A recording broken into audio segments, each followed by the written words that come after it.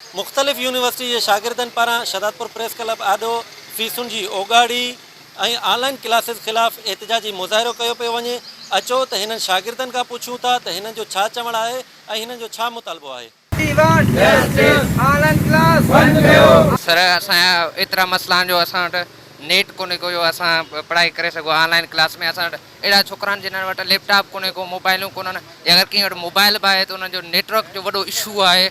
ऐं ॿियो त वरी नेटवर्क जो इशू आहे त वरी जेके अहिड़ा छोकिरा आहिनि जेके पैकेजिस वॾा आहिनि जेके अफोर्ड नथा करे सघनि, ऐं जेके उहे हाणे वॾी ॻाल्हि आहे त ॿाराड़ी में त सिग्नल ॻाल्हाइण जा ई कोन्ह था अचनि, त असां ऑनलाइन क्लास कीअं वठूं। ऐं असां वटि जेको थो हींअर वॾी ॻाल्हि आहे त इलाही छोकिरा आहिनि जिन वटि टच मोबाइलूं बि न आहिनि। ही कोरोना वबा जे करे जेका एॾी सारो माहौल मचियो आहे उनमें काफ़ी सारियूं जेके शयूं बंदि कयूं वियूं आहिनि।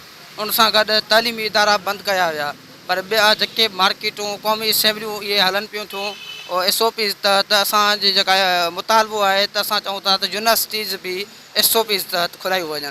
ऑनलाइन क्लास जो मसइलो इहो आहे त कुझु काफ़ी इन कोरोना जे करे जेको मज़दूर तबिको आहे उहो मुतासिर थियो आहे, उहो अफोर्ड नथो करे सघे त शागिर्दनि खे जेको आहे फीस वग़ैरह ॾियणु। ॿियो त सेमेस्टर जी फ़ीस वठनि पिया था। असांजो मुतालबो इहो आहे त सेमेस्टर जी फ़ीस माफ़ु करे असांखे प्रोमोट कयो वञे। इन वबा जे करे जेको माहौल आहे इन यूनिवर्सिटियूं जेके ऑनलाइन क्लासूं हलनि पियूं उनमें ॿाराड़ी जा जेके बि छोकिरा आहिनि उहे तमामु घणो परेशान थियनि था। नेटवर्क न आहे उन जे करे तमामु घणो परेशान थियनि था। ॿी ॻाल्हि इहा आहे त हींअर तव्हांखे ख़बर आहे उहे छोकिरा मथे वेहनि था ऐं धुप में अंदरि उहे ऑनलाइन क्लासूं वठनि था। तमामु घणा ॿाराड़ी जा छोकिरा परेशान आहिनि। असां हुकूमत खां इहो ई मुतालबो कंदासीं त SOP तहत या त यूनिवर्सिटियूं खोलायूं वञनि या त जेको आहे उन्हनि जूं फीसूं माफ़ु करायूं वञनि। हिन वबा जे करे तमामु ग़रीब तबिको जेको आहे तमामु घणो परेशान आहे। जीअं असां असेंबली SOP हले सघे थी पोइ असांजी क्लास छो नथा सघे।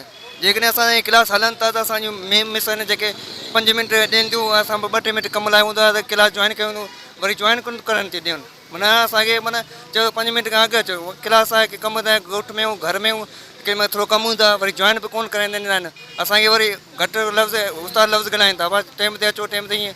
त घर में त कुझु बि थी सघे थो न। असांजे ऑनलाइन क्लास असांखे बंदि कया वञनि जीअं असांखे सहूलियत थी वञे, असांखे पढ़ाई वञे।